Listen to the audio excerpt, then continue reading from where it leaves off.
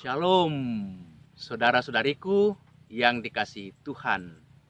Selamat berjumpa lagi dalam channel Renungan Rohani Insani.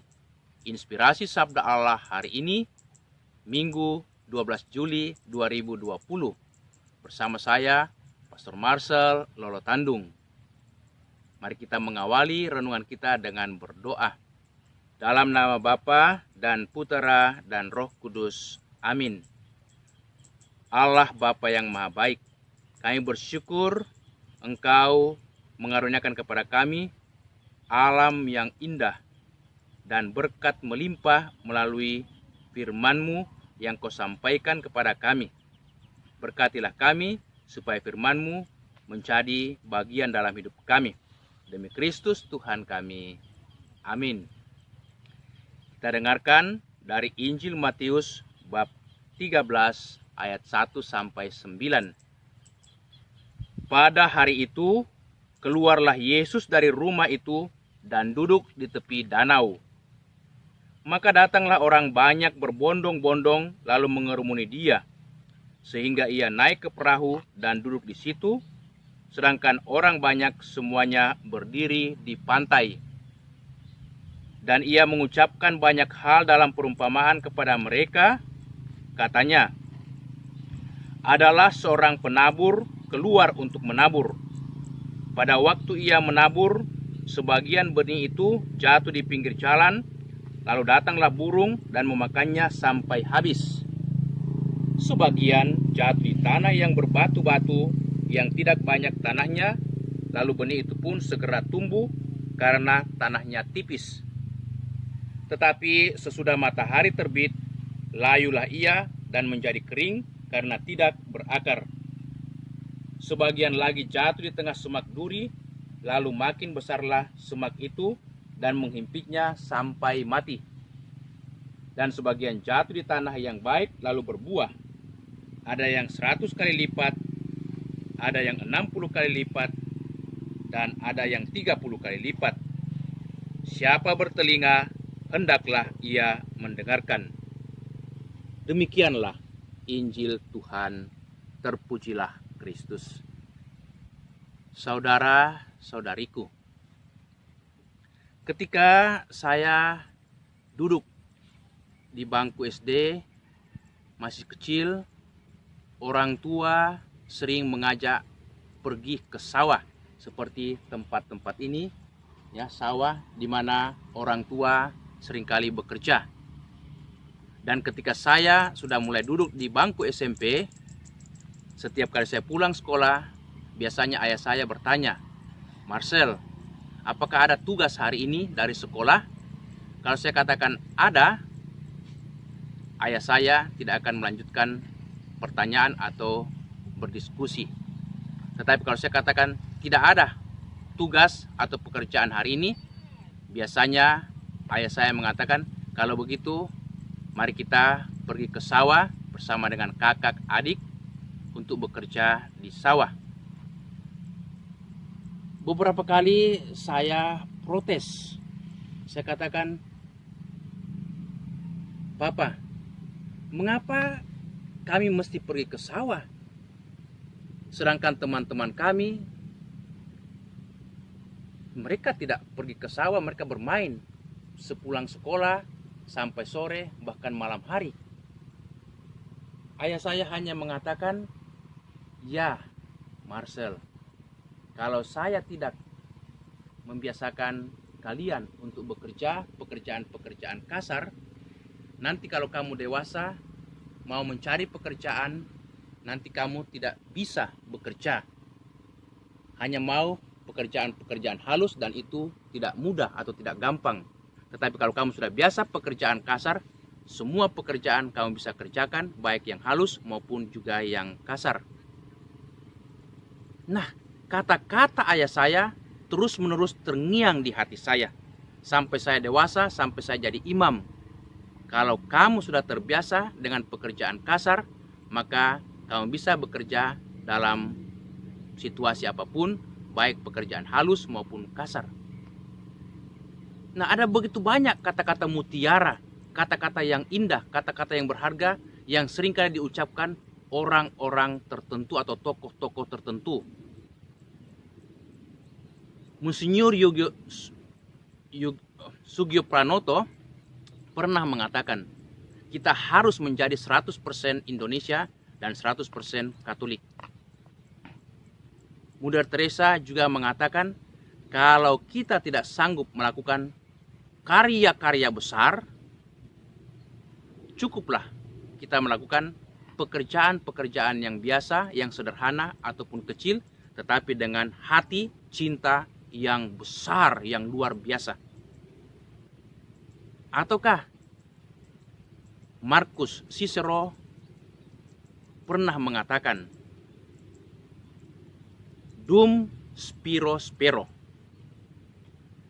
Nah, kata-kata ini yang diucapkan oleh tokoh-tokoh berpengaruh itu sangat punya daya, bahkan bisa mempengaruhi hidup orang dan bisa menjadi lebih baik. Walaupun barangkali orangnya sudah meninggal yang mengucapkan kata-kata mutiara ini, tetapi kata-katanya, kalimatnya tetap hidup selagi kita masih hidup. Bisa puluhan tahun, ratusan tahun yang lalu, bahkan ribuan, seperti kata-kata daripada Marcus Cicero. Dia hidup sekitar tahun 40-an sebelum Masehi, tetapi kata-katanya membangkitkan harapan dan semangat bagi orang-orang yang mau mendengarkan dan mempraktekkan. Nah, saudara-saudari, kalau kata-kata manusia penuh pengaruh, bahkan kuasa atau daya, apalagi firman Tuhan, sabda Tuhan yang selalu kita dengarkan setiap hari. Dalam bacaan pertama hari ini dari kitab Yesaya, Sang Yesaya itu dengan baik mengungkapkan kuasa daripada firman Tuhan. Dikatakan, seperti hujan dan salju turun dari langit dan tidak kembali ke situ, melainkan mengairi bumi, membuatnya subur dan menumbuhkan tumbuh-tumbuhan, memberikan benih kepada penabur dan roti kepada orang yang mau makan, demikianlah firmanku yang keluar dari mulutku. Ia tidak akan kembali kepadamu dengan sia-sia, tetapi ia akan melaksanakan apa yang kukehendaki dan akan berhasil dalam apa yang kusuruhkan kepadanya. Firman Tuhan yang disampaikan oleh Allah melalui para nabi, melalui utusannya, melalui Yesus Kristus, tidak akan pernah sia-sia, kecuali akan berhasil dan mendatangkan kehidupan. Hari ini dalam Injil, Yesus memberikan satu perumpamaan yang indah tentang seorang penabur, tentang benih dan juga tanah di mana benih itu ditaburkan. Dikatakan tanah di mana benih itu ditaburkan itu ada 4 jenis. Dari keempat jenis tanah itu, sebagian benih jatuh di pinggir jalan, sebagian jatuh di tanah yang berbatu-batu, sebagian jatuh di tanah yang banyak duri semak, dan sebagian jatuh di tanah subur seperti yang kita lihat persawahan sekarang ini yang indah, yang sungguh subur, di mana apa-apa saja yang ditanam pasti itu bisa tumbuh dan menghasilkan buah. Ini suatu berkat bagi masyarakat yang tinggal di sini, yang mau mengolah tanahnya yang subur, karena menjadi berkat bagi mereka, berkat bagi masyarakat. Nah, saudara-saudari, dari sabda Tuhan ini, keempat jenis tanah itu bisa kita pilah menjadi 2 jenis manusia atau 2 jenis hati manusia.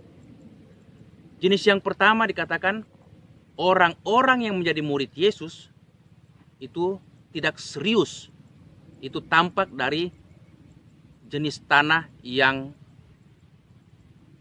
keras, yang jatuh di pinggir jalan, atau jenis tanah yang berbatu-batuan, atau jenis tanah yang itu penuh dengan onak, penuh dengan duri atau semak. Itulah juga hati manusia yang keras, yang penuh dengan batu-batuan, banyak persoalan, banyak problem, dan juga banyak masalah dalam hidup, serta yang banyak itu semaknya, banyak itu gangguan-gangguan dalam hidup. Ini orang yang tidak serius mendengarkan dan mengikuti Yesus. Tetapi jenis yang kedua adalah jenis tanah yang baik, di mana benih bisa itu tumbuh subur, bisa menghasilkan 30 kali lipat, 60 kali lipat, bahkan 100 kali lipat. Karena tanahnya yang subur, diolah dengan baik, disiram, dipupuk, dan terus dijaga. Itulah hati manusia ketika firman Tuhan kita terima dengan baik, kita olah, kita pupuk, kita pelihara, akan bertumbuh, berkembang, dan menghasilkan buah berlipat-lipat ganda. Bisa 30 kali lipat, bisa 60 kali lipat, bisa 100 kali lipat. Tergantung daripada kita mau mendengarkan sabda Tuhan, mau melaksanakannya dalam hidup. Ketika kita mendengarkan dan melaksanakannya, hati kita diubahkan menjadi lemah lembut, menjadi sabar, menjadi pemurah, menjadi periang, penuh sukacita, juga siap mengampuni orang lain, selalu bersedia mau melayani, dan terus-menerus menghasilkan buah-buah yang baik. Itulah cara hidup yang baik sebagai murid Yesus ketika kita mau mendengarkan sabdanya dan melaksanakannya sehingga menjadi berkat dalam kehidupan kita sehari-hari. Mari saudara-saudariku, saya ajak kita semuanya seperti tanaman padi ini, kita bisa bertumbuh dengan baik karena kita senantiasa dipelihara, dijaga, dipupuki, dan dirawat dengan baik. Demikian pula hati kita harus kita rawat supaya firman Tuhan bisa bertumbuh, berkembang dengan baik dan berbuah. Amin. Kita berdoa. Tuhan Yesus Kristus, terima kasih atas sabdamu hari ini. Semoga kami senantiasa merawat, memelihara, dan memupuk sabdamu sehingga berbuah melimpah dalam kehidupan kami. Amin. Semoga saudaraku sekalian diberkati Allah yang Maha Kuasa dalam nama Bapa, Putera, dan Roh Kudus. Amin. Terima kasih buat sahabat-sahabatku yang dengan setia mendengarkan renungan rohani dari channel Insani, Inspirasi Sabda Allah hari ini. Semoga saudara-saudariku selalu diberkati oleh Allah dalam keluarga, aktivitas, dan semua pelayanan kita. Amin.